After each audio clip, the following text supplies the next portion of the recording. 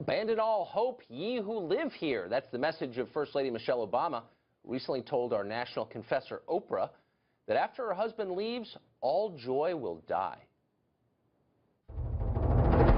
Now we're feeling what not having hope feels like. What else do you have if you don't have hope? What do you give your kids if you can't give them hope?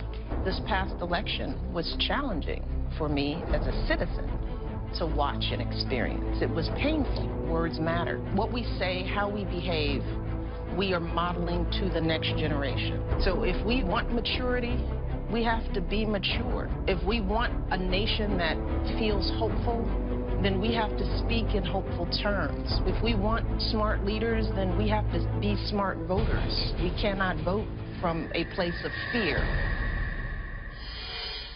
In other words, my husband was the embodiment of hope. He's gone. It's now the Dark Ages. We'll be living in caves by February. Well, radio show host Tammy Bruce has thought a lot about this topic and wrote a great piece on it, and she joins us now. Tammy, it's great to see you. What is this about? Oh, nice to be back. Thank you, Tucker. Look, it was this interview with Oprah that was, of course, for a lot of people very confusing because the election is done, and her messaging was, this is the irony, that you know, we want hope for the American people, but now hope is dead because we lost. And I began to receive phone calls from liberal friends, mostly in California, who had actually were becoming physically ill because of the nature of the rhetoric, the fear-mongering on the left.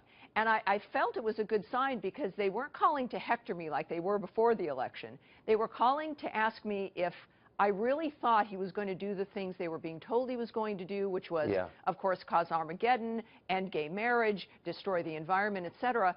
And what I've told people is, of course, no, that's not the case. He is generally going to make things better, and this is about jobs, it's about the economy, so that all of us can live as individuals in the way that best suits us.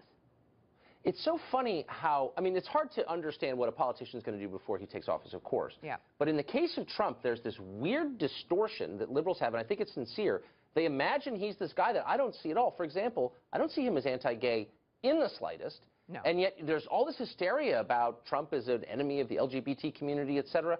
Where's that coming from? And is it, you watch this carefully, is that rooted in any kind of reality? No, it's not. And look, he is the first nominee and the first candidate, the first president-elect for the GOP to actually embrace the actual gay pride flag in a public forum. This is a fellow who is really a pragmatist. He's a populist. I find Mr. Trump, I think, to be somewhat ambivalent about the social issues. He's really a live and let live kind of guy, but he likes to make deals, as we've been covering, of course, on the Boeing situation, et cetera. He cares about jobs. But when you think about hope, and this is the irony of Mrs. Obama, that hope is not a plan. Hope is the thing that you have when things are going wrong. That real hope can't exist unless you actually have a job, you have an income, you have a future that you can plan for your children, that you actually are able, your house is not underwater when it comes to its mortgage, that you have your health, you can actually get an appointment with the doctor that you know. Those are the things that bring you hope. The Obamas have presented it as though, look, this is the new normal, this is going to be awful, and we're going to just at least emotionally encourage you. The election was about actually wanting genuine hope built on action, actions that are going to allow people to know what the future is for themselves and their family. That's what real hope is.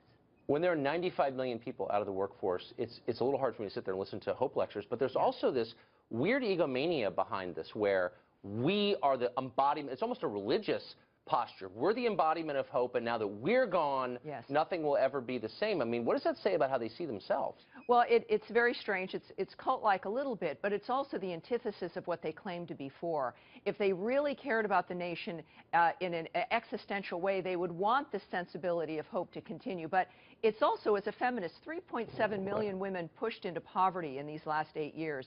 The 95 million people out of the workforce, as you've mentioned. The suicide rate being at a historical high. I know. All of these things. And this is what the American people, that's supposed to be about hope. We deserve better, and we at least know there's a chance that we're going to get better coming up. So for every liberal, I'll bring you hope in saying that there's an action plan to actually make your lives better, and that everybody can relax and have a fabulous Christmas and be able to have a good time with your families, because we're going to be okay. Amen. That's right. Thanks a lot, Tammy Bruce. Great to see you. Thanks, Tucker.